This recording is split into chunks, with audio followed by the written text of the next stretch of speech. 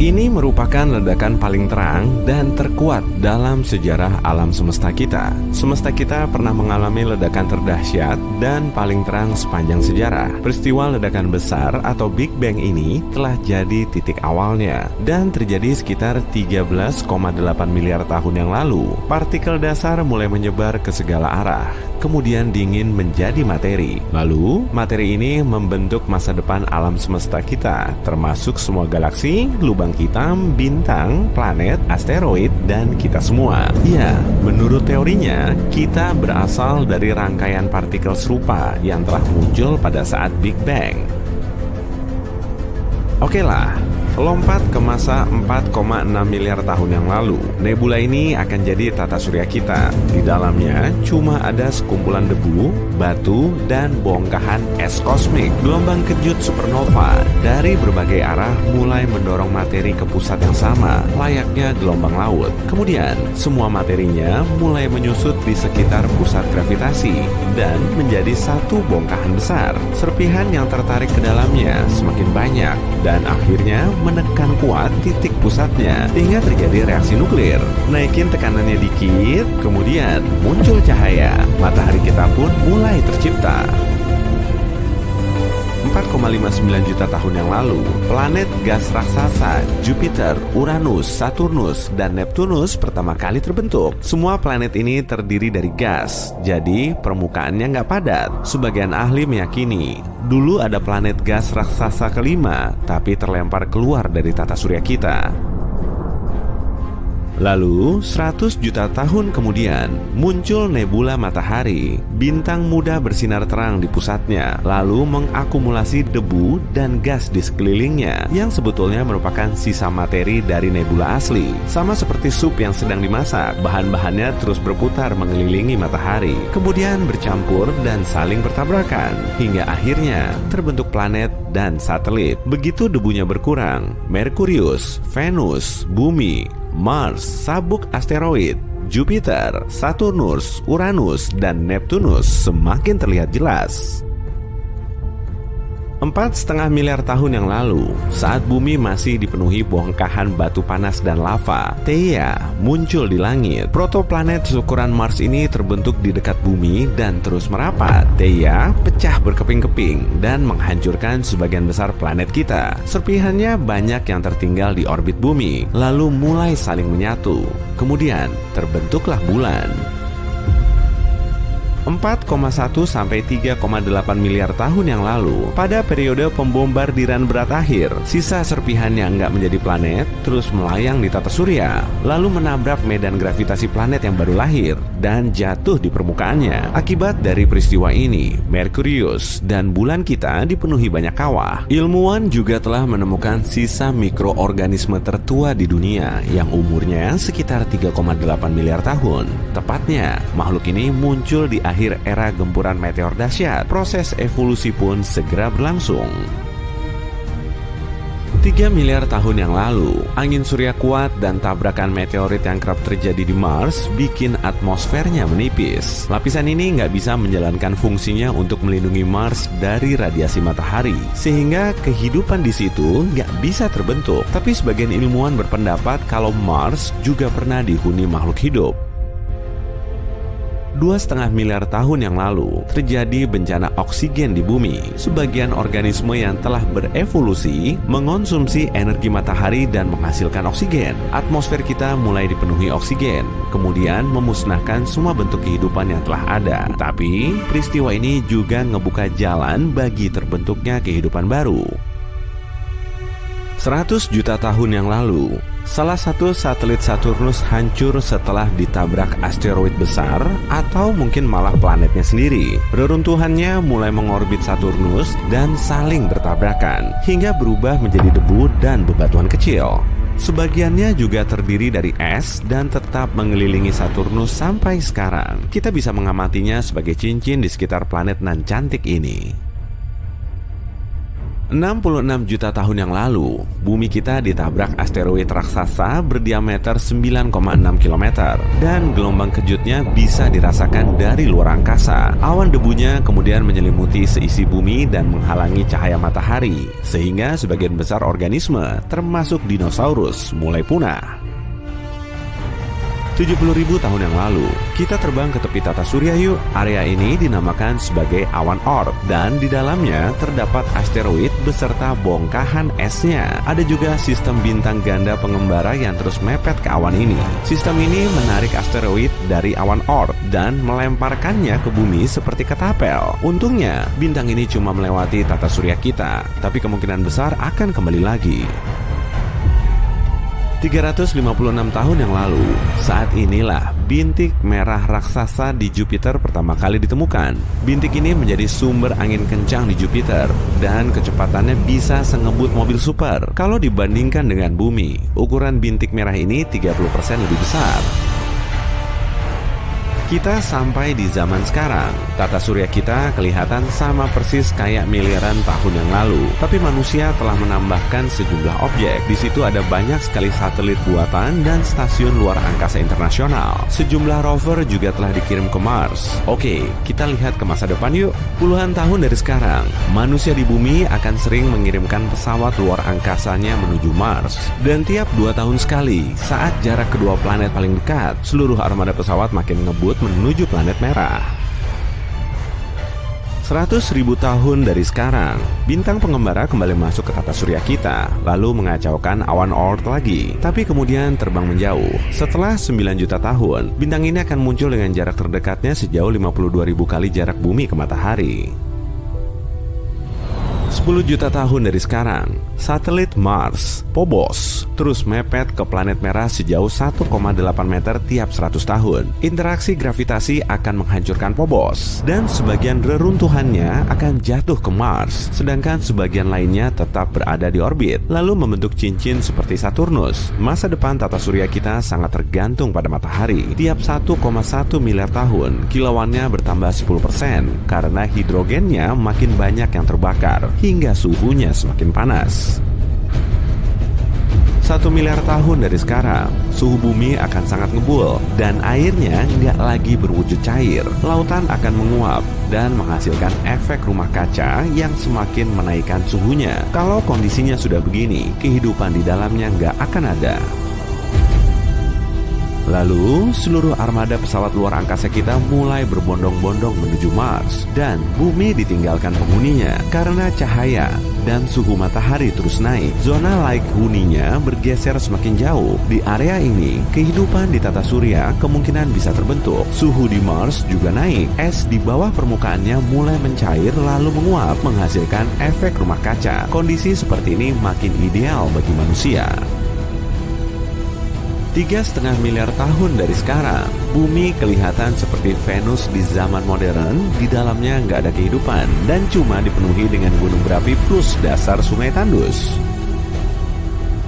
7,7 miliar tahun dari sekarang, karena intinya memanas, lapisan luar matahari mengalami reaksi nuklir, sehingga matahari mulai membesar dan berubah jadi raksasa merah. Bintang ini akan melar sampai 256 kali lipat. Matahari juga akan menelan planet terdekatnya, yaitu Merkurius dan Venus. Saat bahan bakarnya terbakar secara masif, matahari juga kehilangan berat dan gaya gravitasinya, sampai nggak mampu lagi menahan semua planet di tata surya. Orbit planet pun perlahan melebar, tapi kemungkinan bumi akan tetap bersama matahari dan menjadi planet pertama yang mengorbit di dekatnya. Karena suhu Mars terlalu panas, manusia mulai bermigrasi menjauh. Tujuannya ke Titan, salah satu satelit Saturnus. Selain di bumi, area lain di tata surya kita yang mengandung air dalam wujud cair hanyalah Titan. Jadi kemungkinan kondisi di sini laik huni dan bisa dijadikan sebagai rumah baru kita. Saat bahan bakar yang terpakai nggak sampai setengahnya, ukuran matahari mulai berubah sampai 11 kali lebih besar dari ukuran sekarang. Dan 100 juta tahun lagi, bintang induk kita ini akan menjadi raksasa merah untuk terakhir kalinya.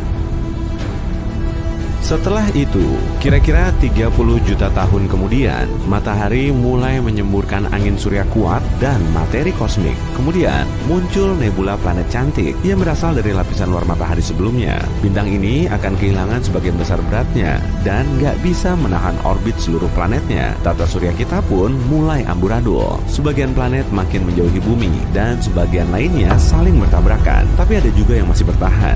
Hanya saja orbitnya makin jauh.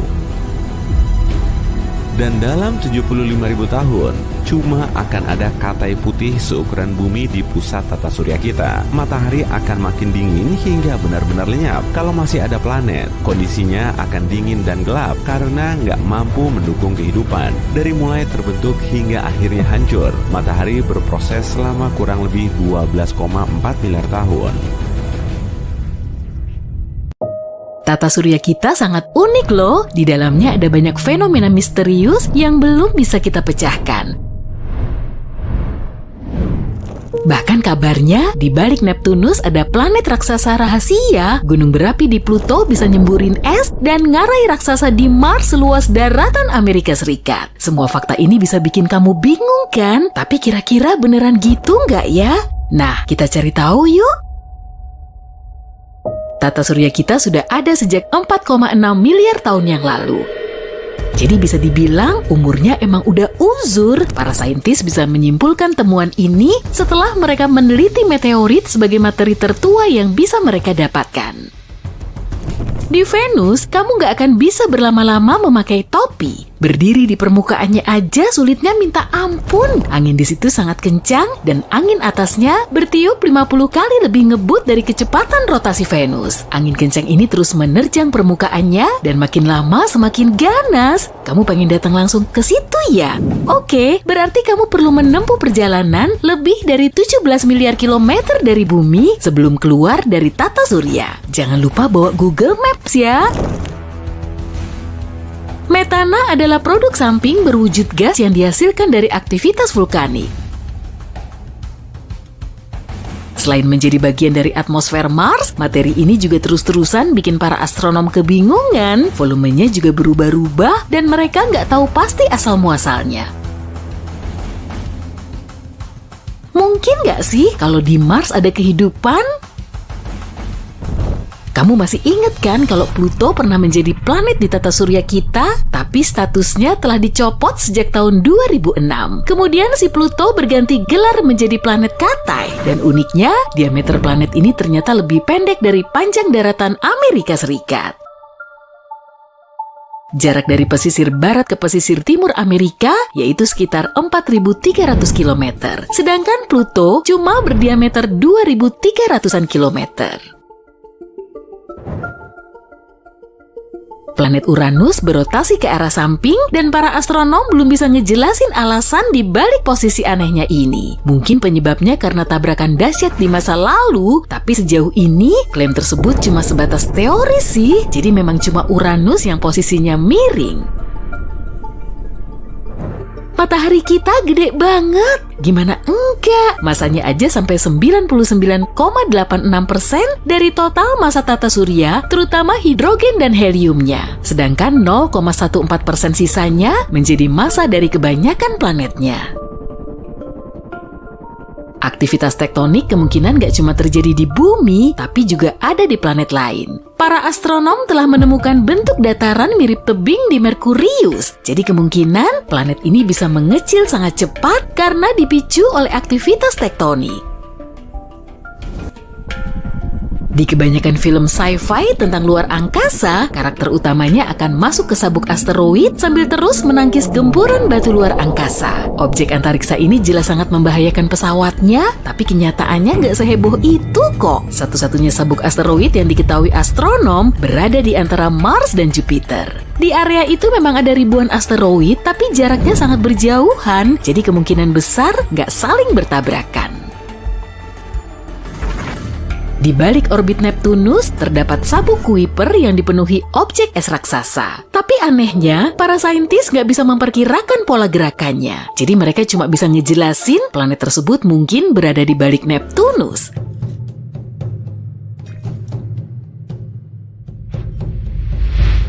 Planet hipotetis ini diberi nama Planet 9 dan keberadaannya masih perlu dikonfirmasi.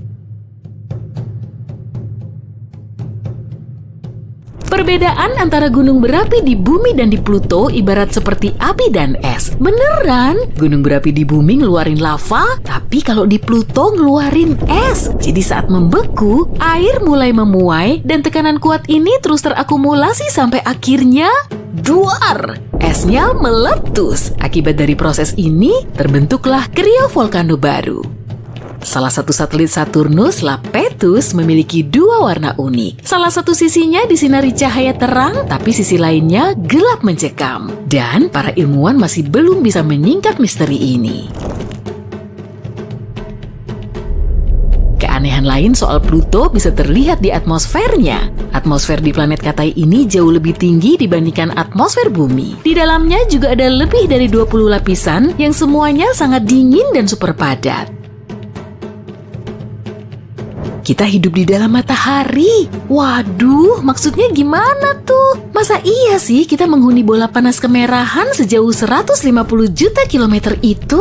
Enggak lah, tapi atmosfer matahari membentang jauh sampai keluar dari permukaan yang terlihat. Dan bumi kita masih berada di dalam jangkauannya. Malahan, hembusan angin suryalah yang menciptakan fenomena menawan seperti aurora. Lautan di Jupiter lebih luas dari semua laut di tata surya kita. Tapi kok beda ya dari laut yang biasa kita lihat? Gak seperti di bumi yang dipenuhi air, lautan di Jupiter berisi hidrogen metalik. Dan kedalamannya mencapai 40.000 km atau hampir setara dengan keliling bumi. Atmosfer matahari lebih panas dari permukaan sang bintang, suhu permukaannya mencapai 5.500 derajat Celcius, tapi di atmosfer atasnya bisa sampai ratusan ribu derajat Celcius. Dan menurut dugaan para saintis, semburan panas dari matahari punya keterkaitan dengan fenomena unik ini. Cincin indah Saturnus pertama kali teramati pada tahun 1600-an. Dan ternyata beberapa planet lain juga bercincin loh. Semua planet gas raksasa, Uranus, Neptunus, dan Jupiter diketahui memiliki cincin, tapi cincinnya ini sangat tipis dan sulit dilihat. Tapi planet Mars, Venus, dan Bumi terdiri dari batu, jadi nggak memiliki cincin. Galaksi Bima Sakti nggak cuma menaungi tata surya kita. Galaksi yang kita tempati ini memiliki 100 miliar tata surya. Itu baru di galaksi kita aja loh. Pasti jumlah totalnya di seluruh alam semesta bakalan banyak banget tuh. Batuan dari Mars bisa ditemukan di bumi kita. Para saintis telah menganalisis kandungan kimia meteorit yang ditemukan di gurun Sahara, Antartika, dan berbagai tempat lain. Dan mereka dibikin kaget bukan main setelah tahu kalau sampel tersebut berasal dari Mars.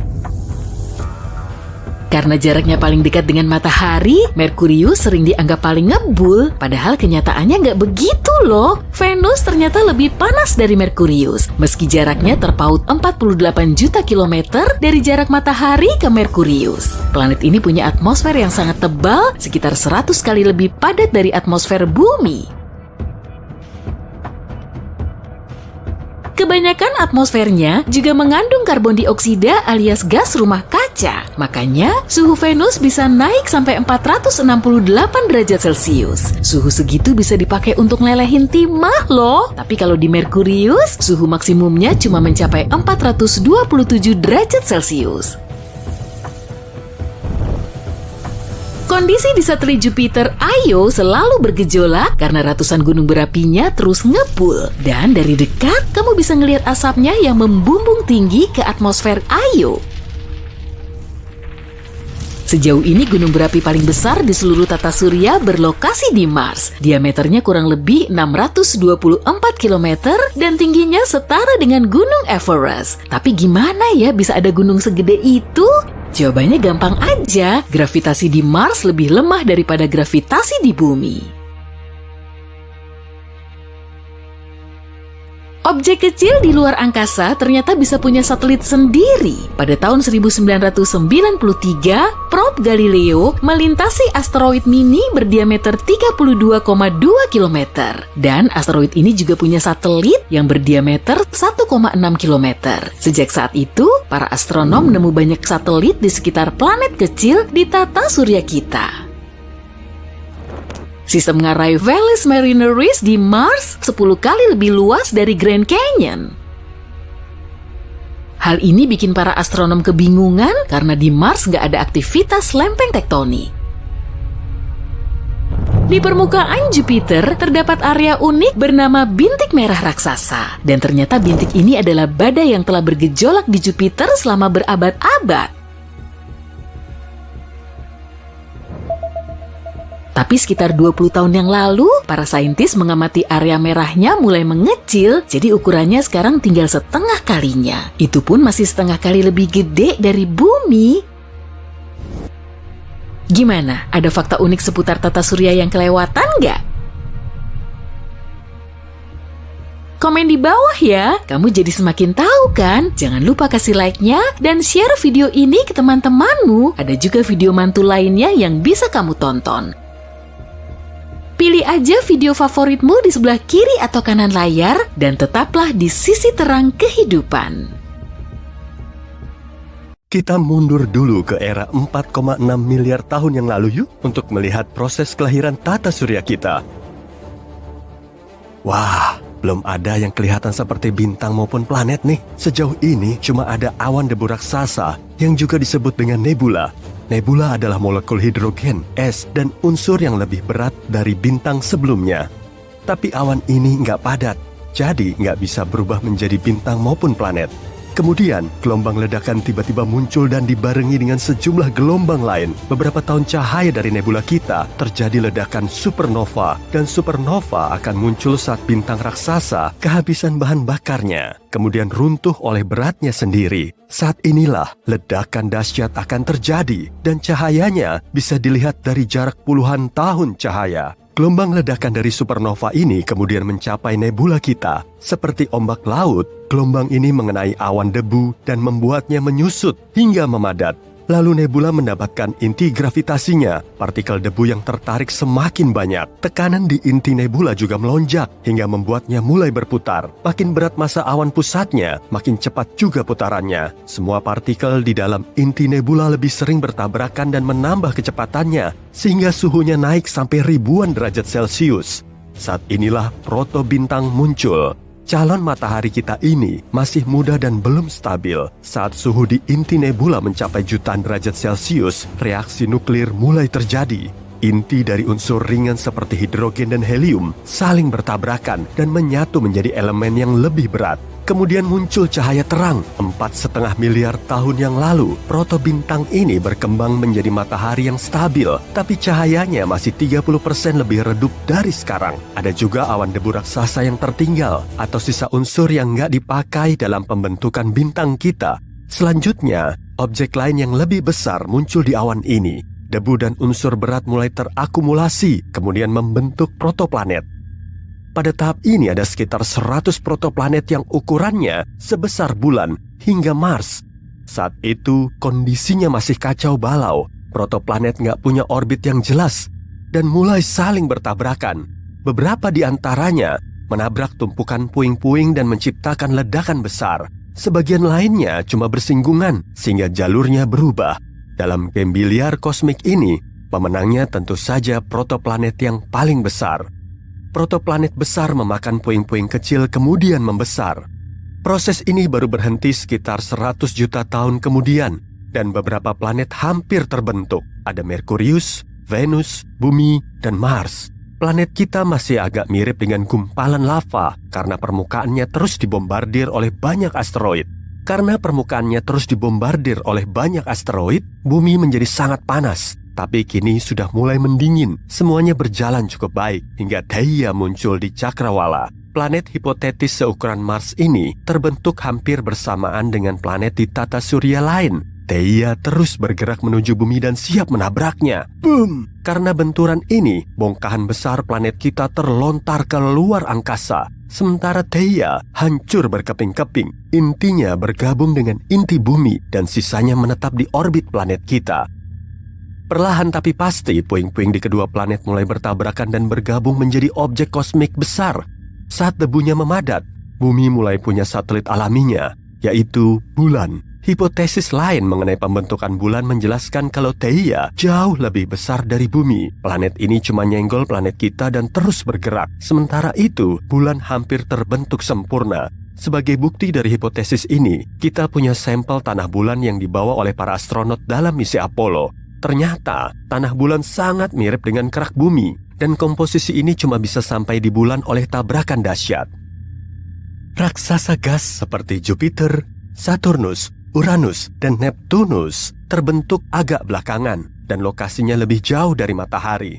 Keempat planet ini berbentuk bola gas dan permukaannya nggak berwujud padat. Kalau menapakkan kaki di permukaan Jupiter, kamu akan jatuh sampai di intinya. Semua planet ini nggak punya permukaan padat karena beberapa alasan. Proses pembentukannya lebih belakangan, tepatnya saat planet lain mulai memproses logam dan silikat yang ada. Sumbernya berasal dari luar garis beku. Dan inilah titik hipotetis di luar orbit Mars. Matahari nggak begitu menyinari area di belakangnya, sehingga airnya nggak bisa mencair. Maka ada banyak es di dalam awan gas yang tersisa.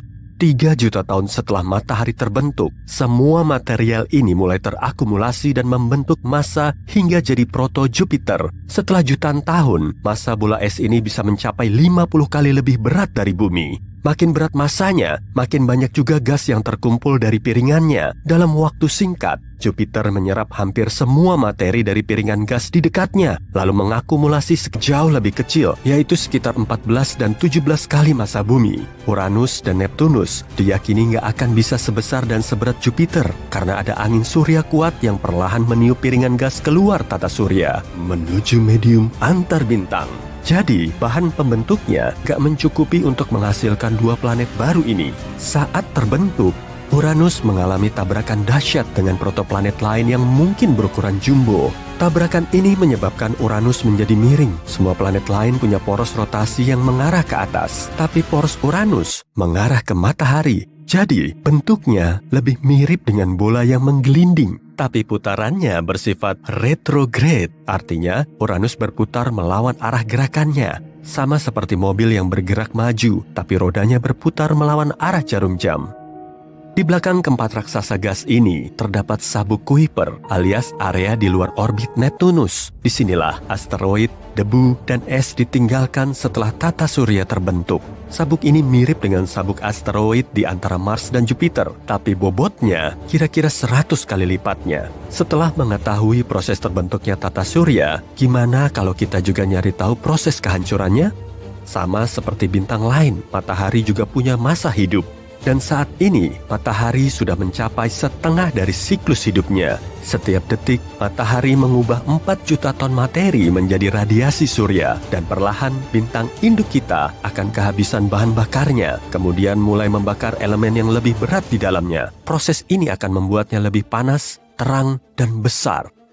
Dalam 1,1 miliar tahun, matahari akan bersinar 11% lebih terang dari sekarang. Seluruh perairan di bumi akan mulai menguap dan planet kita kian panas. Dalam 3,5 miliar tahun, sinar matahari sekitar 40% lebih terang dari sekarang. Kondisi di bumi akan mirip dengan Venus saat ini. Bentuk kehidupan gak akan bisa berkembang. Dalam 7,8 miliar tahun, matahari akan mulai membakar hidrogen di kulitnya, lalu mengembang menjadi raksasa merah. Ukurannya akan melar menjadi 256 kali lebih besar. Pada saat itu, kulit luarnya akan berada di orbit bumi sekarang.